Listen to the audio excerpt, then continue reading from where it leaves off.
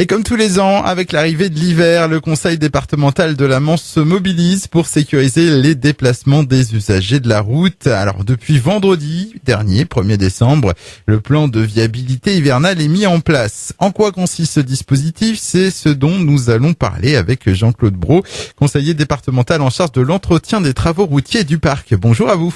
Oui, bonjour. Alors dans la Manche, même si, faut le dire, nous sommes un peu moins touchés que d'autres départements par les caprices de l'hiver, nous avons en revanche le plus gros réseau routier départemental de France. Ça représente quoi?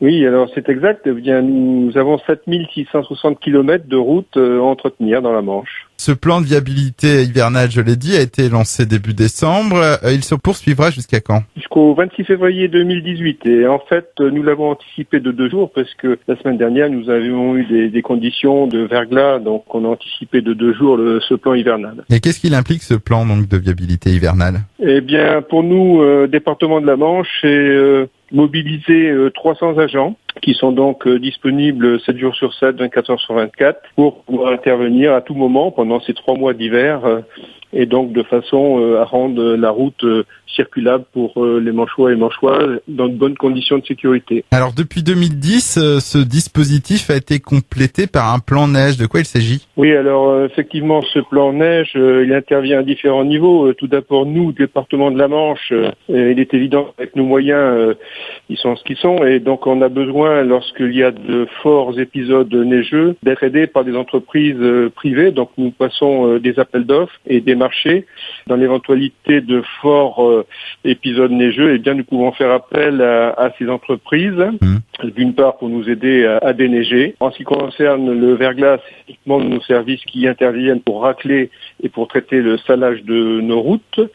Ensuite, on a permis à des collectivités de conventionner avec nous pour éventuellement faire appel aussi à des entreprises agricoles ou de travaux publics pour que ces collectivités puissent intervenir sur nos routes pour en dégager le maximum. Et également, donc, on a mis en place aussi, très important pour les Manchois et Manchoises, des applications à la fois donc sur smartphone pour pouvoir avoir des alertes par mail, et puis également donc sur le site internet, ils peuvent consulter donc et avoir également des informations. Oui, alors on peut rappeler notamment l'adresse de ce site internet, c'est transport.manche.fr. Eh bien, merci en tout cas, Jean-Claude Brault, pour ces renseignements. Autre chose à rajouter, éventuellement en termes de chiffres, quels sont les équipements qui sont mis à disposition? Eh bien, écoutez, c'est une trentaine de camions de saleuses donc qui interviennent sur le département de la Manche.